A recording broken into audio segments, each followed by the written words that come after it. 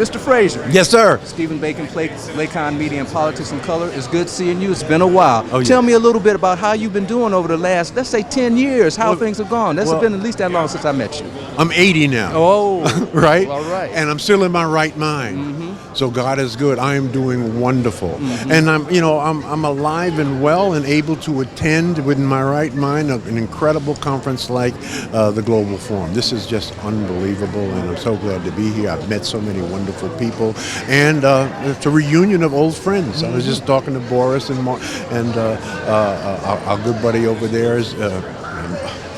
I had a senior moment. But that's all right. At 80, sir, we don't mind. We really don't mind. So it's a way to just reconnect, stay fresh, and stay invested, stay engaged, stay involved, and to continue to make a contribution while I'm still able to stand on my feet. I have the energy that's needed, and hopefully the mindset that is still fresh with ideas and still anxious to grow. Tell me about Operation Hope and this Global Forum and why it's more necessary today to have a conference of this nature than it has been in the past. Oh, this is one of the best conferences in our culture. It is right up there, if not even with the Power Networking Conference, by the way, which we're moving to Atlanta next year in 2025.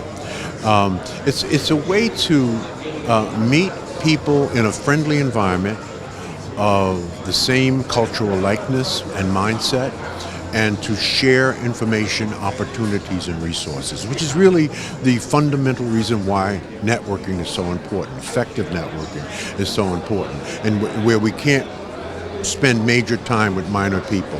People going nowhere want you to go nowhere with them. People doing nothing want you to do nothing with them. You want to change your life, change your relationships. How do you change your relationships? You've got to be out there. You've got to be invested. You want to meet important people, you have to be where important people are. They're not coming to you. You have to go to them. And then you have to add value to their life as they add value to your life. So this is one of the rich environments where this goes on for 4 full days. And I've been here since the early morning yesterday. I got here, I wanted to get here when it got started. I'll be here until late tomorrow night because it's that kind of environment where people are sincere, people are serious in what they're doing, they're really invested in personal growth and development, lifelong learning, constant never-ending. You want to be in that kind of environment, and because it inspires you, and you're taught. You're learning. I've spent hours here now, right? 48 hours. We're going on 48 hours, and it's been nonstop. So it's valuable. Now, years ago when I met you, I actually took part in, it was one of your financial symposiums. You had an empowerment type of class. Yeah. My wife and I took part in it. Okay, great. Are you still doing that? Yeah, And tell me why that's more important today than it maybe was 10 years ago. Oh yeah. Well, 10 years ago I was talking about, and I'm still talking about, the importance of financial education, financial literacy, and understanding that in order to manage wealth properly, we have to be taught that. It's not something you're born to know. It's not organic. You learn it, and you have to learn it at the feet of masters. And you have to have the discipline to in fact follow the orders and follow the instructions. So that's exactly what they're doing here, because there's a lot of financial literacy workshops, and people are talking about how to manage money. Man, if you can't manage $100, you damn sure can't manage $10,000, right? You learn how to do that, and it takes certain disciplines to do that. It takes certain restraints to do that. It takes a certain mindset to do that. It takes a certain life partner. I've been married 51 years to the same sister, right? She's in charge of the money. Now I'm in charge of bringing the money, right?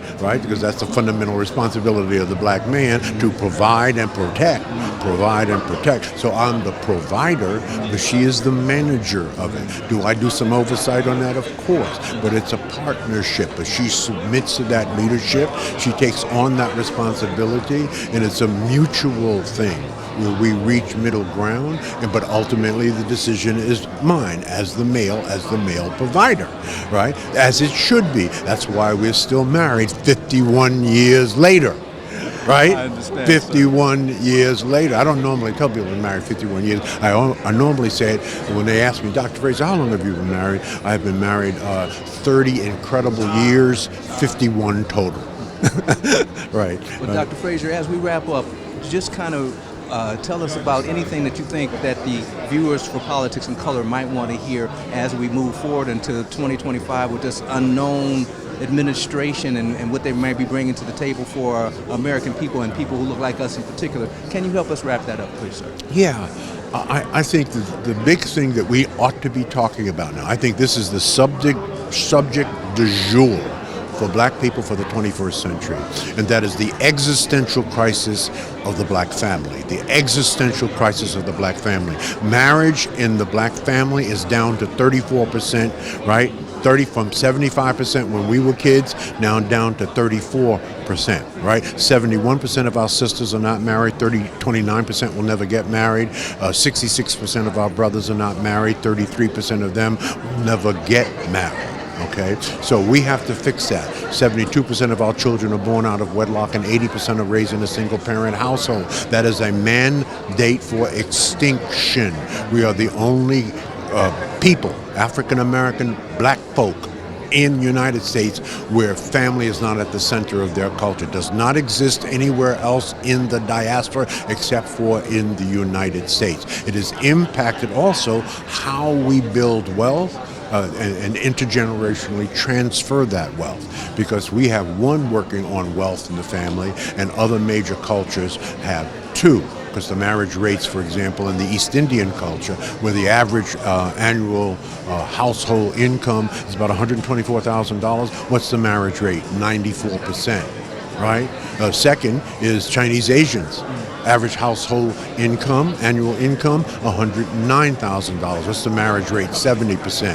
Third are white people. They used to be number one for 350 years. They're now number three, right? The average annual household income is $81,000 a year. What's the marriage rate? 57%, down from 75%, right? So when white folks catch a cold, we catch pneumonia, okay? Who's number four? Hispanics.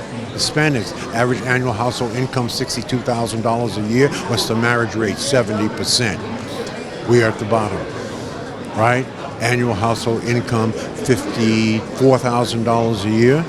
What's the marriage rate? 34%, right? So it's very easy to see why are we at the bottom at 54,000 and East Indians at the top at 125,000, right? They're outpacing white folk.